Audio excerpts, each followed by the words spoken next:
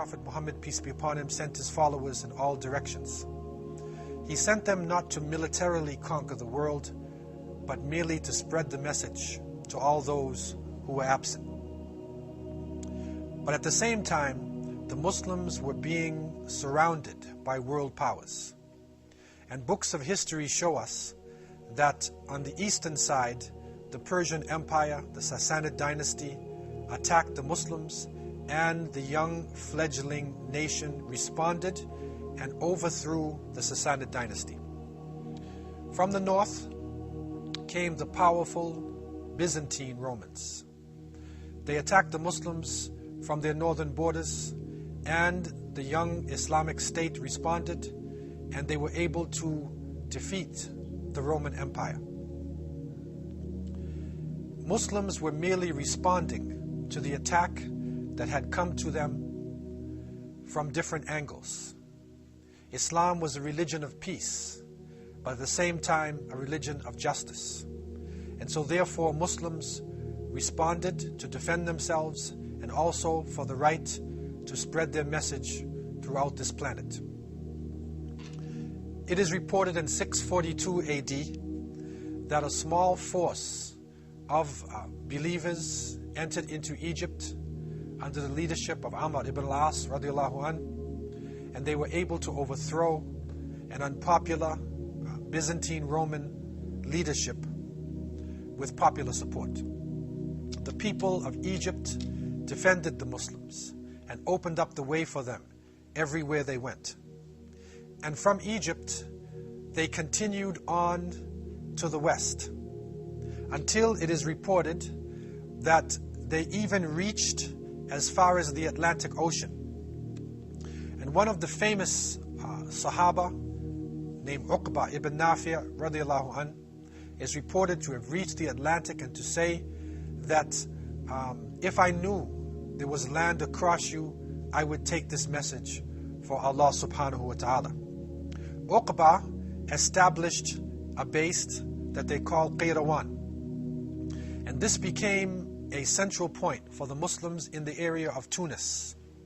It was a place where they were able to take in traffic coming from the east, to deal with the people of the west, to set up a port for the Mediterranean Sea, and also to get a view and an opening to the Sea of Sand to the south. By the year 705, Islam was spreading across this region, not based upon these military confrontations.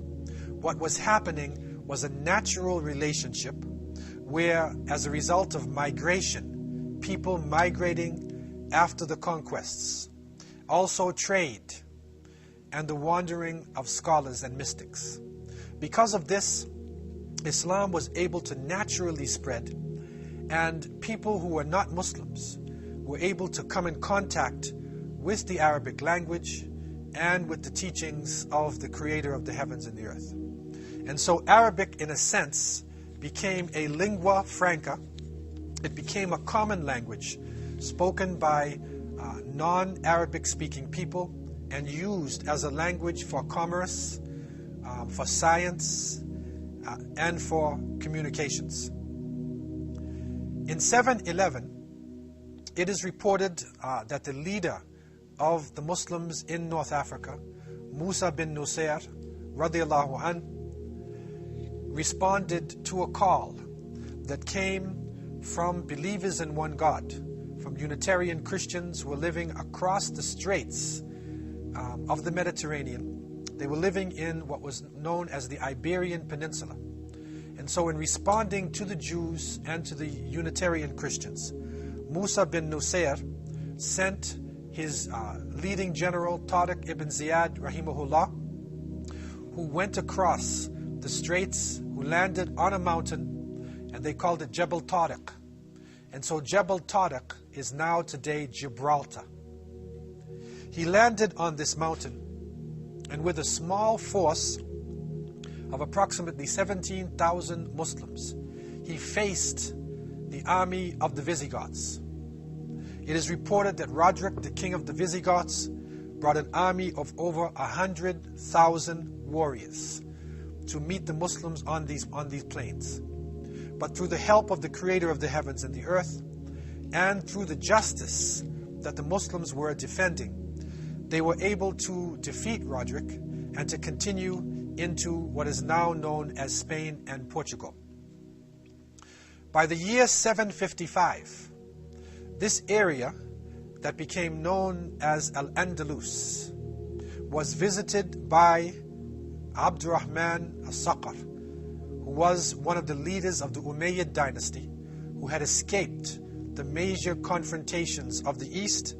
He landed in Al-Andalus and he was chosen by the people to be Amir al-Mu'mineen. He established a city called Cordoba, and it was in this city that he established the capital of the State of Islam in Spain, Portugal, and all of that region. This area was known as a center point religiously and in terms of civilization. Cordoba had been a major base for the belief in Christianity. And it is reported that the Muslims purchased the land of the cathedral and they built a very beautiful masjid. That house of worship was considered to be the largest mosque or the largest house of worship in the whole of Europe at the time. Aqueducts were built in order to bring in water, and the city developed significantly till the point where by the year 1000, Cordoba was the largest city on earth. The water was flowing in the streets. The city became known for its fame and for its importance. Historians tell us that at its height, Cordoba had approximately 200,000 houses, 600 mosques, 900 public baths, 50 hospitals, and we find huge markets, and we find in some of the trade unions, for instance, with the weavers who were weaving cloth alone, there were over 15,000 weavers in Cordoba at that time alone. It also became known for its beautiful Jamiat mosque, whose architecture is still copied today in many of the mosques and centers throughout the planet. What was interesting about this city is that as Europe and many parts of the world lay in darkness, Cordoba was a lighted city. For 10 miles you could walk in any direction in lighted streets. Running water was moving throughout the city. And knowledge was so important that the Khalifa, the Caliph Hakam II, who ruled from 961 to 976, had a private library of over 400,000 books. The following is a letter from King George II of England to Hisham III, who ruled from 1027 to 1031. He was seeking permission for an English princess to study in Cordoba. The letter goes as follows. From George II, King of England, Gaul, Sweden, and Norway, to the Caliph of the Muslims of the Kingdom of Spain, His Majesty Hisham III. We have been advised that science, knowledge, technology, and industry are far advanced in your country. Therefore, we wish to take the opportunity for our youth to benefit from your achievements, as our country lacks in these facilities and is in total darkness. We hope this opportunity will give us the chance to follow in your footsteps to illuminate our people with knowledge. My niece, Princess Dobant, and a group of noble English girls seek the favor of your academic staff, with the honor of your favor to bestow upon us the opportunity to achieve our goal. The young princess is carrying a gift to your majesty. Your acceptance will honor us. Your obedient servant, George II. This is an example of the level and the heights that Muslims had reached in this part of the world. A recent study was done in the year 2000 on the occasion of the millennium, and it looked at the world in the year 1000 AD. It was interesting to note that there were only 280 million people on earth at that time. But what is astonishing about this period, from this study done by a leading magazine in the world, it showed the top 10 cities in the world. 1, Cordoba, the largest city on earth in the year 1000. 2, Kaifeng, in part of Sung, China. 3, Constantinople, in Byzantium. 4, Angkor, Cambodia. 5, Kyoto, Japan. But 6 was Cairo, in Fatimid, Egypt. 7, Baghdad. 8, Naysapur, in present-day Iran. 9, Al-Hassa, in present-day Arabia. And 10, Isfahan, in present-day Persia. So out of 10 leading cities, 6 of them were Islamic capitals. This showed the extent of Islamic power and authority in this time. Muslims were making great achievements and having a profound influence upon people throughout the planet, and people would send their children. They would go to the universities of Islam, not only in Andalus, but also in North Africa, in Qayrawan, in Cairo, in Baghdad, anywhere in the Muslim world to gain an education. They would treasure learning the Arabic language in the same way that people go to the great universities in London, in Paris, in the United States, in order to raise their academic level. And so Muslims played a powerful role in this planet, and these cities went down in history as some of the major areas of achievement. Cordoba, known as Cordoba, was the largest city on earth. In it were great scholars, technology, science, high culture, philosophy. It was the leader of the world in many different areas. And it is astonishing today for young students to look back at history and to realize the level that Muslim scientists had actually reached. In many history books, we are told that the world went into what is called the Dark Ages. The lights went off somewhere around the 5th century and didn't come back in until around the 15th century with the European Renaissance. The reality was that from the 7th century to the 17th century, Muslims were making profound contributions to science and to all of the different aspects of present-day modern civilization.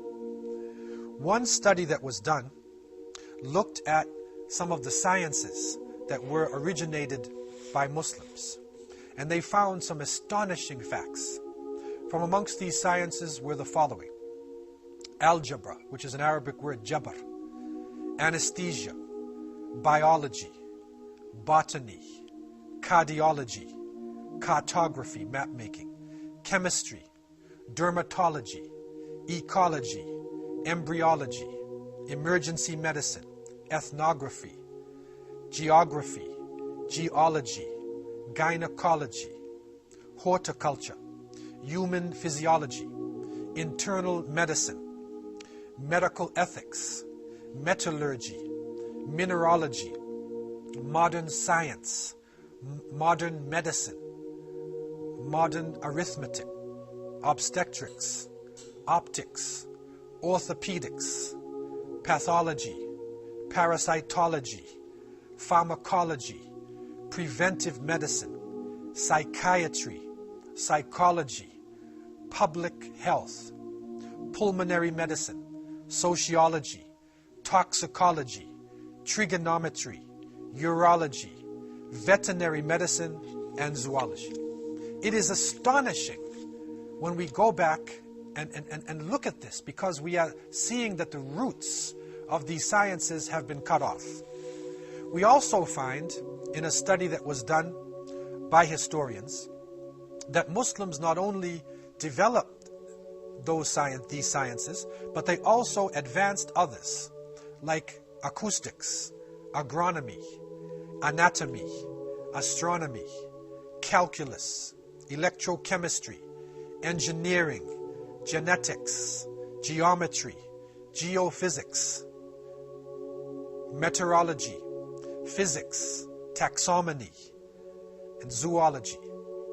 Muslims made profound contributions, and the world at that time could not have advanced if it were not for Muslim scientists taking the knowledge of the world in the spirit of the Prophet Muhammad, peace be upon him, who had said, lost knowledge is the lost property of a believer. Al-hikmah dalat al-mu'min. In any way he finds it, he is most deserving of it. So in this spirit, the Muslims were able to develop the concept of zero, which is sifar. When you count today in Arabic numbers, 1, 2, 3, 4, 5, you're actually counting in the Arabic language. And that is a shock for most people who don't realize the big jump from Roman numerals into this modern mathematical system. Also, the scientific method that we use today and that universities in Western countries cherish so much was developed by the Muslims. The historical method that we recognize is so powerful today in putting together an objective look in history was developed by the Muslims, and people like Ibn Khaldun in his Muqaddimah made profound contributions to history and to sociology. And so you look at words like algebra, jabr, alchemy, from alchemia, which goes into chemistry, and you'll see literally hundreds of solid subjects and foundations of modern day science. From amongst the amazing achievements of the Muslims were important devices and substances that were introduced into the West. There are so many that we don't have time to cover them all. But here are a few. Cotton, paper, these are introduced by Muslims, not necessarily discovered or developed, but they introduced them to the West. Cotton, paper, glass mirrors, street lamps, salt, colored glass, silk, pepper, medicinal herbs, handkerchiefs, deodorant, kerosene, cotton clothing, linen, firearms, cotton balls, postage stamps, book binding, clocks, soap, astrolabes, compasses for navigation, slide rules, flasks, surgical instruments, windmills, artificial teeth, spinning wheels, globes, citrus fruits, melons, carpets, eyeglasses, and the list goes on. We even find things like porcelain, almanacs, encyclopedias, saddles for riding horses, sulfuric acid used in experiments. This introduction of culture, this transfer of information and developing of science, this is the basis of the European Renaissance, and it is the basis of the modern world that we live in today. If we look at history in an objective way, then we see that the torch of civilization did not start in one particular part of the world, but it was shared by people all throughout the planet. In the same way that the ancient Greeks recognized that they got their civilization from ancient Egypt, they got it from the Phoenicians, then we today should also recognize the fact that the comforts that we are living in, that the different aspects of science came to us not through magic, but it came through a transfer of information from Muslims who were living in Andalus, now known as Spain and Portugal, into the rest of Europe. Cities such as Toledo, Seville, Granada, Cordoba, and in Valencia, and you can continue to list the powerful cities of learning, the universities They were beacons of light in the darkness of Europe at the time. After the fall of the Roman Empire, scientists and people of learning were being tortured by religious people. And so therefore, what Islam introduced is a new relationship with science, that a person who believes in one God should actually be more religious than somebody who doesn't believe in God. Because the multiplicity of creation, the beautiful names of creatures, the colors, the complexity within the universe is only testimony to the presence of a creator of the heavens and the earth.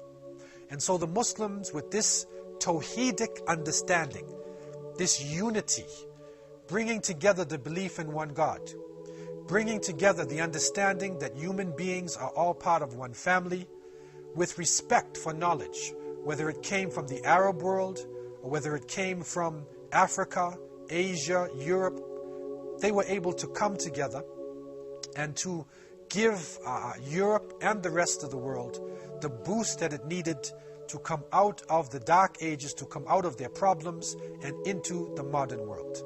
And so, with this thought, we need to review our understanding of science. We need to appreciate that the Arabic language and Muslims living in Spain and Portugal, known as Andalus, Muslims living in Baghdad in Iraq, living in Cairo in Egypt, living in India, living in Africa, living all over the Muslim world, were literally the torch bearers of civilization. They were the ones who even preserved the philosophies of Aristotle and Socrates.